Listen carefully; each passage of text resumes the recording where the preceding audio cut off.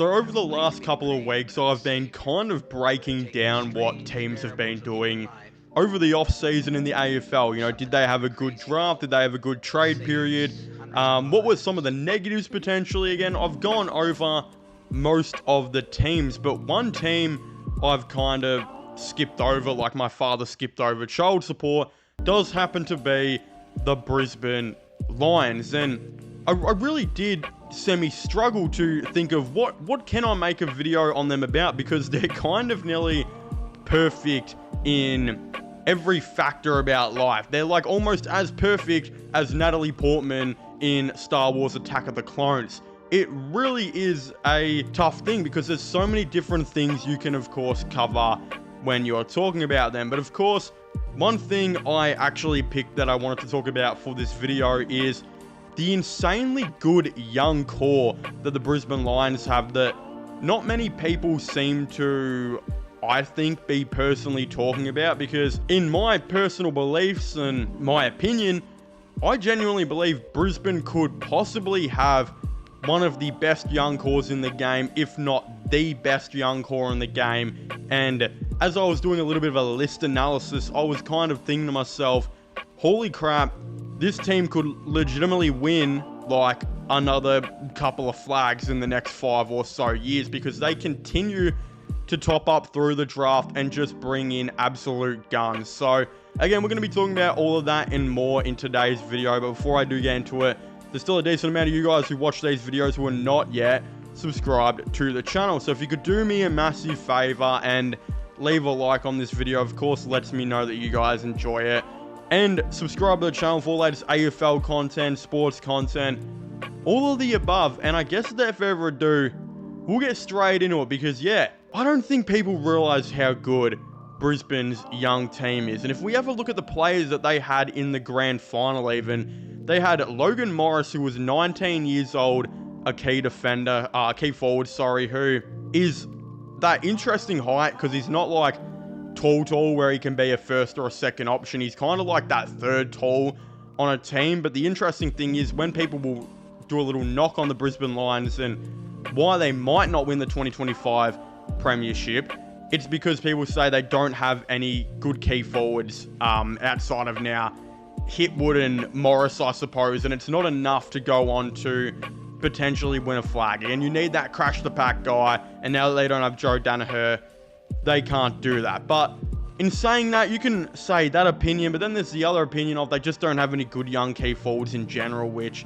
I don't know why people are saying that online. And I guess it's just because some people don't consider Logan Morris to be a genuine key forward, but realistically he still is, and definitely plays like it. And the guy's 19 years old, so yeah, anyone who kind of says, I'm going to give the double bird to, because I completely disagree with them, and I'm still counting Logan Morris as a key forward. 19-year-old premiership player as well. Darcy Wilmot, a 21-year-old premiership player, is right there. Jasper Fletcher, who really improved throughout the season, 20-year-old premiership player. Again, Kai Lohman, the man who just spawned out of nowhere, 21 years old, and now a premiership player. And Will Ashcroft, not only is he a 20-year-old premiership player, and personally I think is one of the best young players I've seen play in a while, and I'll get to that in a minute.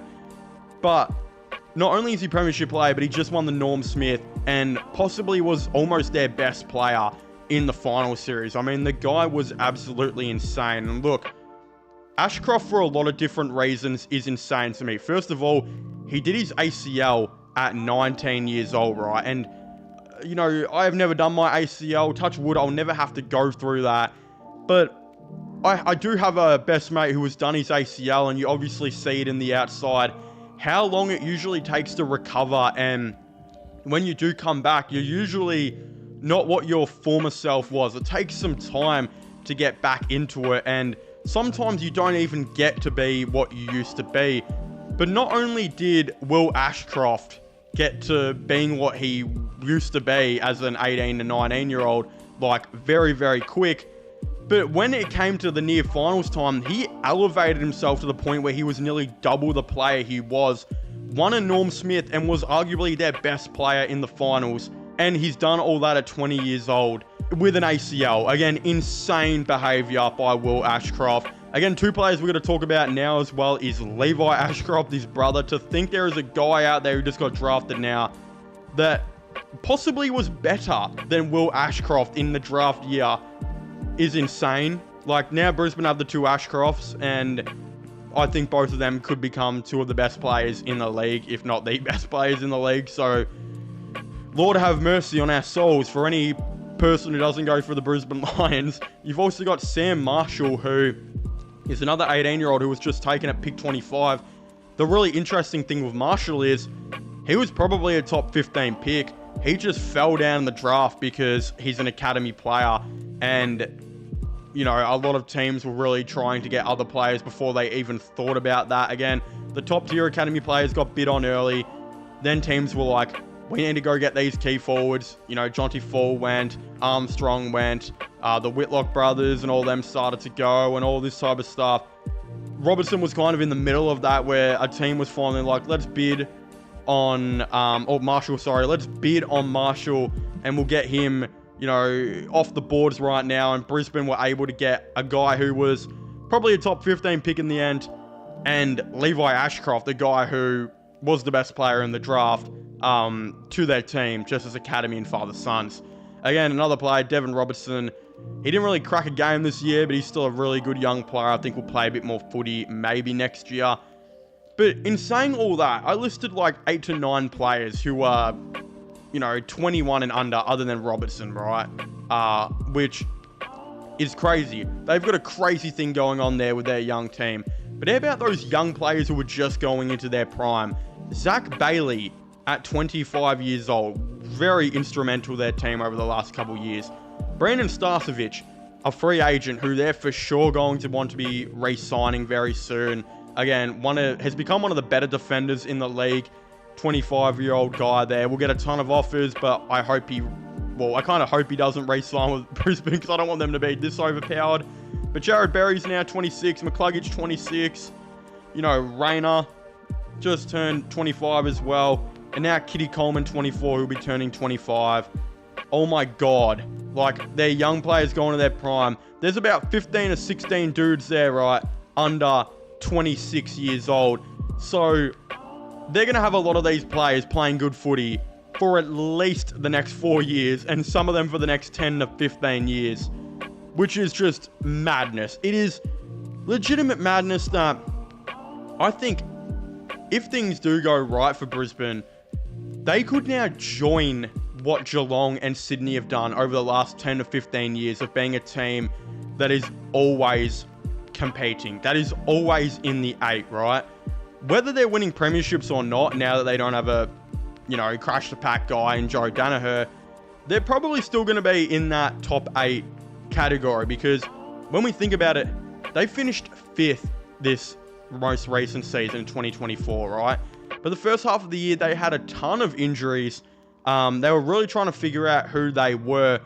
And then you get all that done. You finish 5th. You're arguably the best informed team. Finals come around. You win the flag. And then you're like, okay, we lose Danaher. That sucks. But now we get McCarthy back from injury. We are getting Kitty Coleman back from injury. A couple other players are coming back from injury here and there. You're adding Sam Marshall to the team. You're adding Levi Ashcroft to the team. Will Ashcroft's only probably going to double his play next year. Yeah, it's scary. It is legitimate scary. I don't know if they will go on to win a dynasty. But if any team was as likely to now win a dynasty since the Richmond days, it could be Brisbane. It could be Brisbane. Again, they're still technically missing that massive piece in Joe Danaher, which does suck.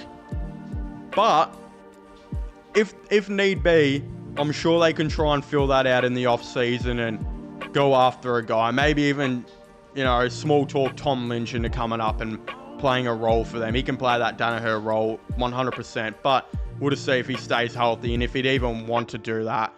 The thing is, Brisbane could realistically continue to do this success. With the young core that I've just talked about, the players going into their primes as well, there is a lot going on right now for the Brisbane Lions. But of course, if you haven't already, I'd very much like to hear all of your thoughts and opinions on this in the comment section down below. Do you guys think the Brisbane Lions have one of the best young cores in the game, or do you guys think they don't? You know, all of the above. Could they win the flag this year? Don't forget to subscribe to my channel for all the latest sports content and news. Subscribe to my IRO/vlog channel and my gaming channels. Everything will be getting linked in the description down below. But as I was saying, please make sure to leave a like, subscribe, and comment. And I'll see you guys next time. Goodbye.